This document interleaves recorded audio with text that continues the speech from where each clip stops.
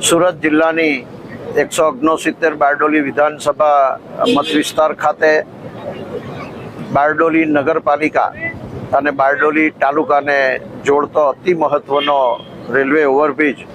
એટલે અસ્તાન railway overbridge, આ ઓવરબ્રિજનું લોકાર્પણ આજે બારડોલી ખાતે 10 કલાકે કરવામાં આવ્યું છે। આજના કાર્યક્રમમાં મારા સાથી ધારાસભ્ય 170 મહુવા વિધાનસભા મત વિસ્તારના એવા મોહનભાઈ ડોડિયા પણ ઉપસ્થિત રહ્યા છે અને નગરપાલિકાના કમિશનર શ્રી એવા વસાવા સાહેબ, પ્રાંત અધિકારી અને બારડોલી નગરપાલિકાના વહીવટદાર શ્રીમતી જિજ્ઞાબેન પરમાર, મામલતદાર શ્રી,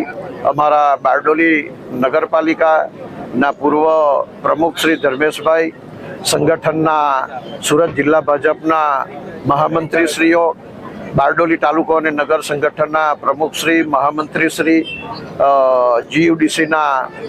અધિકારી KD પટેલ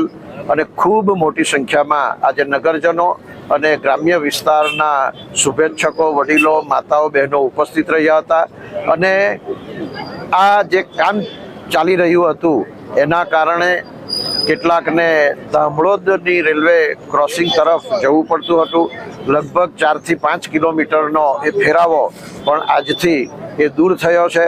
આખરે સમય, ઈંધણમાં પણ બચત થશે અને બારડોલી વિધાનસભા મત વિસ્તાર માટે ખૂબ મહત્વનું આ ગુજરાત સરકારનું આ જે સોપાન છે એ આજે